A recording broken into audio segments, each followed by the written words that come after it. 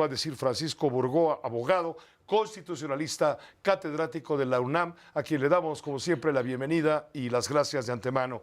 Francisco Burgoa, bienvenido, ¿cómo estás? Buenas noches. El agradecido soy yo, Pepe Cárdenas. Muy buenas noches. Gracias. ¿Qué fue lo que pasó en la Corte? A ver, que nos quede claro. ¿Qué discutió la Corte en primera instancia que votó en un momento dado el hecho de que las suspensiones o amparos emitidas, que fueron 580 y tantas por jueces distintos en la República, no pueden ser cuestionadas por un órgano electoral? ¿Es correcto? Es correcto, Pepe, y ese es el contexto para entender lo que hoy discutió la Suprema Corte, porque por una parte, jueces de amparo habían concedido suspensiones con el propósito de que se paralizara todo lo que es la implementación de esta reforma judicial. Es decir, Pero hay gente que buscó un amparo ante un juez contra la reforma al Poder Judicial, ¿correcto? Es correcto, Pepe, y es que no toda la reforma judicial es materia electoral. Está el tema de los fideicomisos, por ejemplo, los derechos de los jueces, magistrados o de las personas de carrera judicial. Hay muchos temas que no solamente la reforma judicial tiene que ver con elecciones. Y eso es importante tenerlo presente, porque Por ejemplo, también sobre eso... te interrumpo para ir poquito a poquito y entenderle mejor. Por ejemplo, la reforma implica que tú, que fuiste electo o designado ministro de la Suprema Corte para 15 años, con esta reforma, pues no vas a poder ejercer esos 15 años y esto va contra tus derechos, ¿es correcto? Es correcto, Pepe, y digo, hablando de magistrados y de jueces en una misma situación, a través de carrera judicial se ganaron finalmente estos cargos judiciales de la Suprema Corte, todos fueron obligados a presentar sus renuncias con efectos a partir del 31 de agosto próximo, en el caso de los ministros de la Suprema Corte.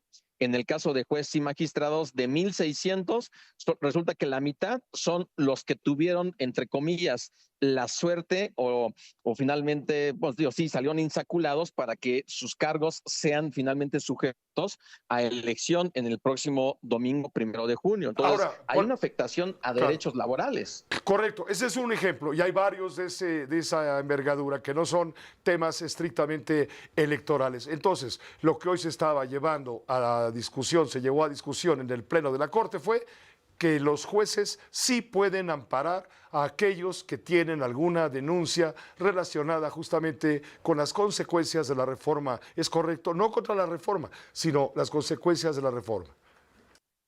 Es que este punto es, digamos, es el importante, Pepe, porque lo que la Corte viene a decir es, a ver, número uno, esas suspensiones que han dictado los jueces de amparo tienen que revisarse de oficio por cada uno de los jueces de amparo. Con letras chiquitas, permíteme decirlo así, Pepe, lo que está sugiriendo la Corte es que prácticamente revoquen esas suspensiones que han otorgado estos jueces de amparo. Eso por una parte. Y por la otra, decirle al Tribunal Electoral que las decisiones que ha tomado respecto de no acatar las suspensiones de los juicios de amparo es una extralimitación o excediéndose en su ámbito de competencia, porque el Tribunal Electoral no puede emitir sentencias para revocar suspensiones en materia de amparo. Y lo que dice la Corte es que esas sentencias se tienen que tomar solamente como opiniones. Y esto es lo que discutió hoy y finalmente es lo que decidió la mayoría de los ministros de la Suprema Corte, es decir, aclarar el ámbito de competencias de los jueces de amparo y del Tribunal Electoral del Poder Judicial de la Federación, y en ningún momento se discutió el tema de fondo respecto de la reforma constitucional en materia de Poder Judicial. En ningún momento se discutió justamente esta reforma al Poder Judicial, pero ¿dónde fue que perdieron aquellos que están en contra de la reforma justamente entonces? Lo que perdieron es que al momento de que van a revisar los jueces de amparo que han concedido suspensiones en contra de la reforma judicial, ahora en virtud de esta resolución de la Corte van a tener esos jueces de amparo que revisar las suspensiones, pero atendiendo a los criterios de la Corte. Y por eso yo decía con letras chiquitas, lo que la Corte quiere decir, y es lo tenemos que tener muy puntual cuando la sentencia ya quede totalmente lista, es decir, técnicamente engrosada. Vamos a ver exactamente qué es o cómo tienen que resolver los jueces de amparo, que en mi opinión, pues va a ser prácticamente para que revoquen las suspensiones y esto va a dejar en indefensión hasta cierto punto a todas estas personas que presentaron amparos en contra de la reforma judicial. Todavía no quiere decir que se van a sobreseer los amparos, pero todo va encaminado a que en algún momento eso tendría que inclusive pudiera llegar al Pleno de la Suprema todos estos amparos en contra de la reforma judicial. Correcto, y entonces ya quedaría limpio el camino para llevar adelante el pleno de la reforma, pero en este momento hay un limbo, porque hasta en tanto los jueces no revisen cada caso particular en cuanto a su procedencia, bueno, en este momento todavía no, el INE, por ejemplo, tiene que esperar a que esto se aclare a profundidad y el tiempo corre en contra del Instituto Electoral para organizar la elección judicial. Mira, Pepe, el tema, yo diría así de fondo, es que lamentablemente no vivimos en un estado de derecho en donde se respeten las decisiones de los jueces de amparo, que podemos estar de acuerdo o no con ellas, pero para eso hay caminos de impugnación, hay formas para poder hacer a esas suspensiones de los jueces de amparo y no solamente porque el oficialismo tiene el control o la mayoría decir yo no acato, para mí la Corte es intrascendente, como es parte de una acción desafortunada del presidente del Senado de la República. Y esto Sí, es lo ayer que lo yo digo. dijo, lo teníamos aquí tal cual, Así es. cuando él presentaba justamente las candidaturas ante el Instituto Electoral, las candidaturas para jueces y magistrados por parte del Poder Legislativo, le preguntaron y él dijo, mire, lo que decida la Corte nos parece intrascendente. Es un golpazo, ¿no? Por supuesto, entonces, si viviéramos en un Estado de Derecho en donde se respeten las decisiones judiciales, esto se tendría que estar ahorita deteniendo hasta que no se resuelva o hasta que los jueces de amparo no revisen sus resoluciones. Pero atendiendo a ese tipo de comentarios desafortunados que agravian al Estado de Derecho y a la propia Constitución, vemos todos estos adjetivos y denostaciones una y otra vez hacia la Suprema Corte y además que en ese mismo contexto, la mayoría de 3 magistrados de la Sala Superior del Tribunal Electoral también están atacando a la Suprema Corte, a la mayoría de la Suprema Corte, y esto es donde uno dice, a ver, esto no es propio de una crisis constitucional, en donde la Corte sigue defendiendo la Constitución frente al oficialismo que no quiere acatar ni siquiera los términos exactos de la propia reforma judicial que ellos Claro. aprobaron.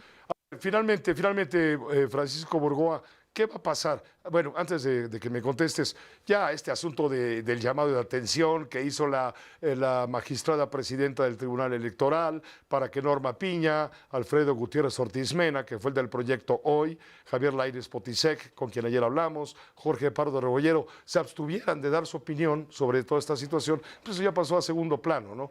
Porque los acusaba de activismo y de estar abiertamente en contra de la reforma, la gran reforma de Andrés Manuel López Obrador, trascendente y mundial a nivel internacional del Poder Judicial.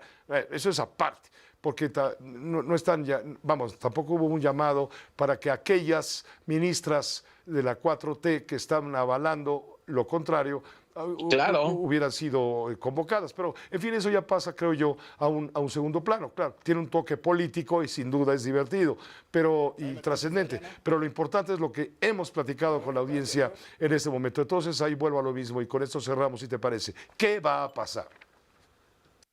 Pues bueno, lo que va a pasar es que la reforma judicial continuará con su implementación porque el oficialismo va a ignorar totalmente esta resolución de la Suprema Corte. Lamentablemente estamos ya hablando de una normalización del desacato de las resoluciones del Poder Judicial por parte del oficialismo. Entonces va a continuar aún con todos estos temas que indudablemente hacen cuestionar la legitimidad de la propia reforma judicial que ellos aprobaron. Digo, esto es totalmente desafortunado porque si lo que se busca es tener un poder judicial nuevo a partir de las elecciones de jueces, magistrados y ministros, pues prácticamente no se ve cómo el poder judicial pueda ser mejor que el que actualmente tenemos.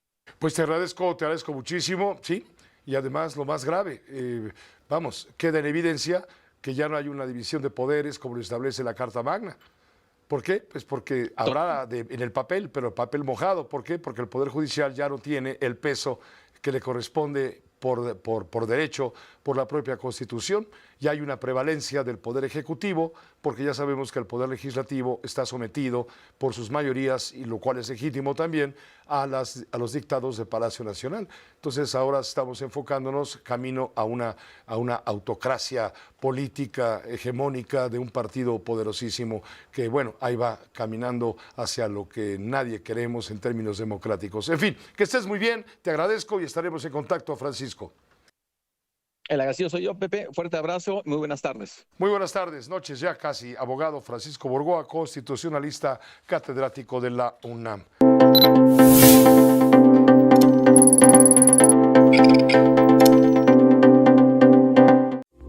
Esta fue una producción de Grupo Fórmula. Encuentra más contenido como este en radioformula.mx.